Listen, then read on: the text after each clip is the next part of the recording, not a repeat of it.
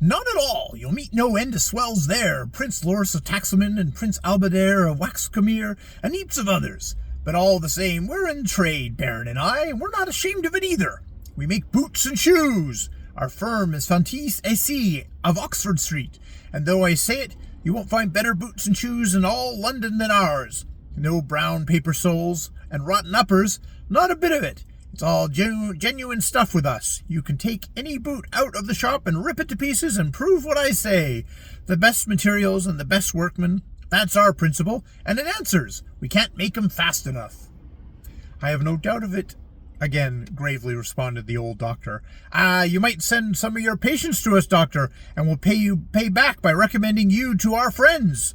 Are you a gout man? Prince d'Albert has the gout awfully. I've rubbed his feet with Elmer and Brobrication by the hour together, but nothing gives him relief. Now, if you could cure him, your fortune would be made. He says it's all the English climate, but I say it's the overeating, and he'd attend to more of a medical man if he told him to diet than he will to me. Doubtless, said the doctor in a dreamy manner. He seemed to be lost in reverie, and Margaret had to touch his arm to remind him that the meal was concluded. He wanted him to join the others in promenade and see the beauties of Heist, but he was strangely eager in declining it. No, let the youngsters go and enjoy themselves, but I want to speak to you alone. My dear doctor, you frighten me. Nothing about baby, I hope. Not at all. Don't be foolish, but I want to talk to you where we cannot be overheard. I think I'd better wait till the rest have dispersed then, and go down upon the sands. It is impossible to be private in a hotel like this. All right, get your hat, and we will stroll off together. As soon as they were out of earshot, he commenced abruptly. It is about that Miss Brant. You seem pretty intimate with her. You must stop it at once. You must have nothing more to do with her. Margaret's eyes opened wide with distress. But, Dr. Phillips, for what reason? I don't see how we could give her up now, unless we leave the place. Then leave the place. You mustn't know her, neither must Miss Layton. She comes of a terrible parentage. No good can ever ensue of association with her. But you must tell me more than this, doctor, if you wish me to follow your advice. I will tell you all I know myself. Some 12 or 13 years ago, I was quartered in medical charge of the 13 Lances and stationed at Jamaica, where I knew of, rather than knew, the father of this girl, Henry Brant. You called him a doctor. He was not worthy of the name. He was a scientist, perhaps. A murderer, certainly. How horrible! Do you really mean it? Listen to me. This man Brant matriculated in Swiss hospitals, whence he was expelled for having caused the death of more than one patient by trying his scientific experiments upon them.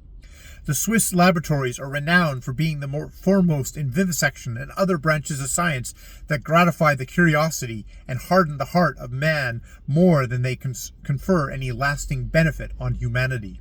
Even there, Henry Brant's barbarity was considered to render him unfit for association with civilized practitioners, and he was expelled with ignominy. Having a private fortune, he settled in Jamaica and set up his laboratory there, and I would not shock your ears by detailing 1/100th part of the atrocities that were said to take place under his supervision, and in company of this man Trawler, whom the girl calls his trustee, and who is one of the greatest brutes unhung. Are you not a little prejudiced, dear doctor? Not at all. If when you have heard all, you still say so, you are not the woman I have taken you for. Brant did not confine his scientific investigations to the poor, dumb creations. He was known to have decoyed natives into his pandemonium, who were never heard of again, which raised, at last, the public feeling so much against him that I am glad to say that his negroes revolted, and after having murdered him with appropriate atrocity, set fire to his house and burned it and all his property to the ground. Don't look so shocked. I repeat that I am glad to say it, for he richly deserved his fate, and no torture could be too severe for one who spent his worthless life in torturing God's helpless animals. And his wife? Commenced Margaret. He had no wife. He was never married. Never married? But this girl, Harriet Brant, has no more right to the name than you have. Henry Brant was not the man to regard the laws, either of God or man.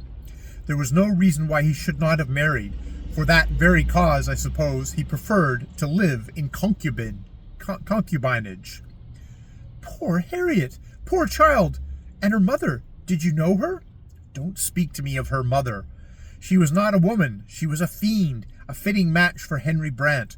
To my mind, she was a revolting creature, a fat, flabby half-caste, who hardly ever moved out of her chair, but sat eating all day long, until the power to move had almost left her. I can see her now, with her sensual mouth, her greedy eyes, her low forehead and half-formed brain, and her lust for blood. It was said that the only thing which made her laugh was to watch the dying agonies of the poor creatures her brutal protector slaughtered. But she thirsted for blood. She loved the sight and smell of it. She would taste it on the tip of her finger when it came in her way. Her servants had some story among themselves to account for this lust. They declared that when her slave mother was pregnant with her, she was bitten by a vampire bat, which are formidable creatures in the West Indies, and are said to fan their victims to sleep with their enormous wings whilst they suck their blood. Anyway, the slave woman did not survive her delivery, and her fellows prophesied that the child would grow up to be a murderess, which doubtless she was in heart, if not in deed. What an awful description! And what became of her?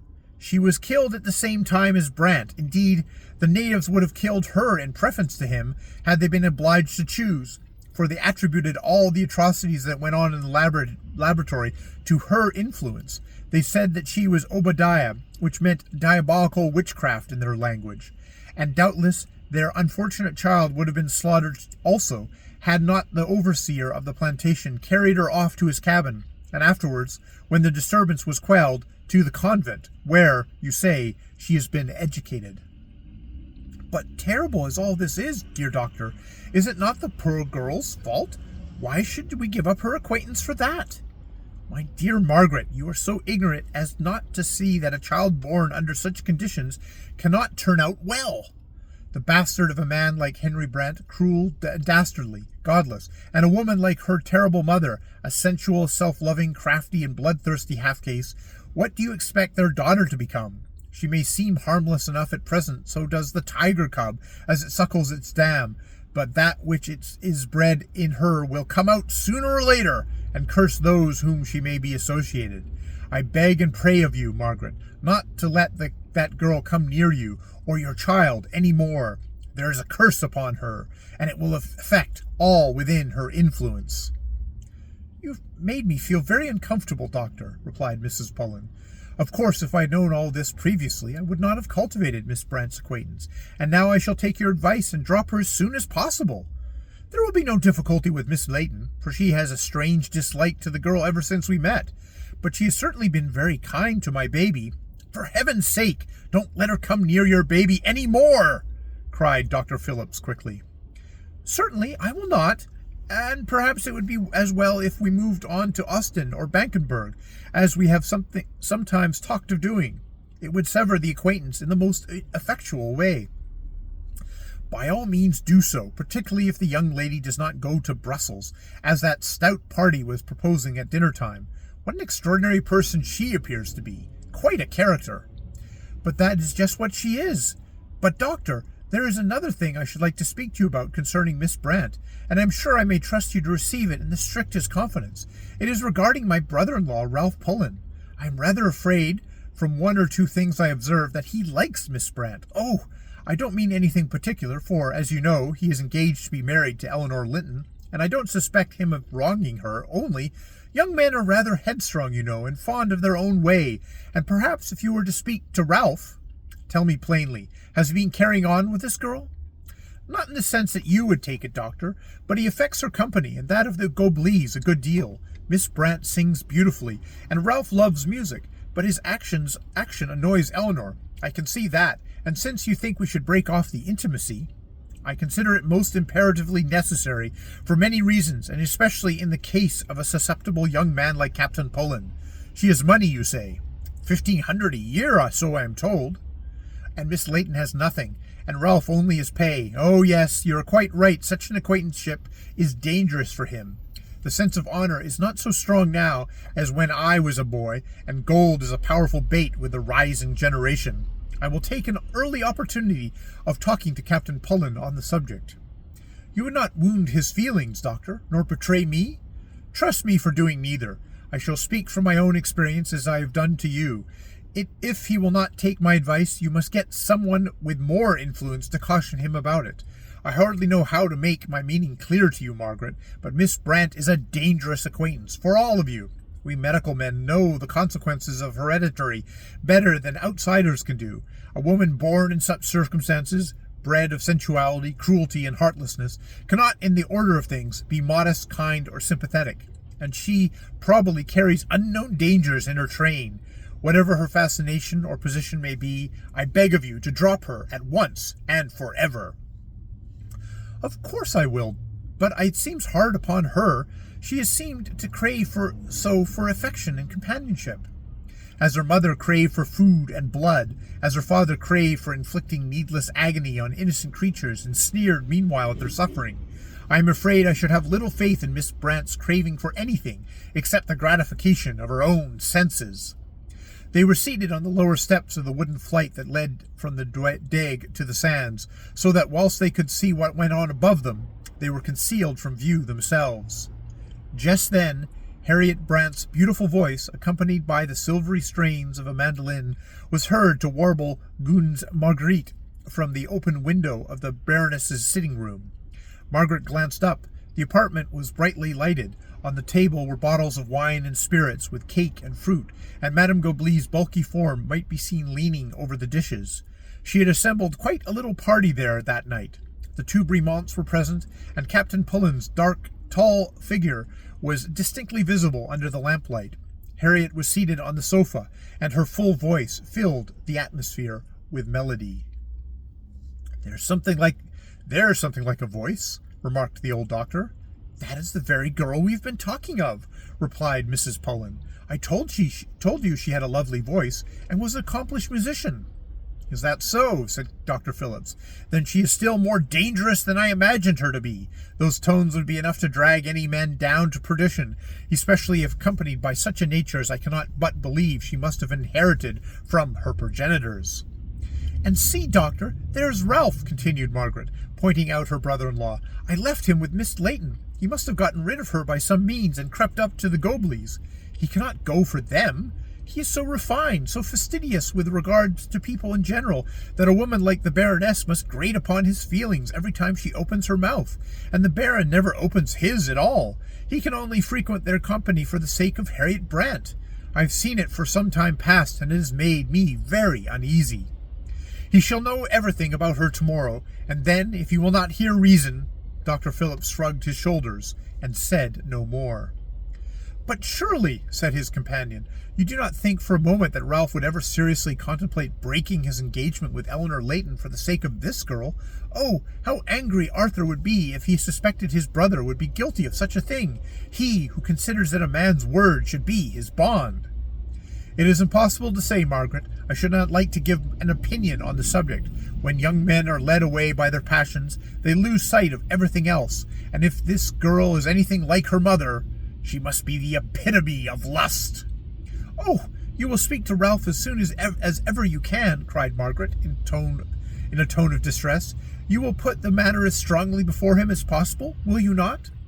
You may depend on my doing all I can, Margaret, but there seems to be no likelihood of my being able to interview the young gentleman tonight. Suppose you and I go to bed. I feel rather tired after my passage over, and you must want to go back to your baby. Doctor, said Margaret in a timid voice as they ascended the hotel staircase together, you don't think the baby very ill, do you? I think she requires a great deal of care, Margaret. But she always had that. I don't doubt that, but I can't deny that there are symptoms about her case that I do not understand. She seems to have had all her strength drawn out of her. She is in the condition of a child who has been exercised and excited and hurried from place to place, far beyond what she is able to bear. But it may arise from internal causes. I shall be better able to judge tomorrow when my medicine has had its effect. Good night, my dear, and don't worry. Please God, we will have the little one all right again in a couple of days." But he only said the words out of compassion. In his own opinion, the infant was dying.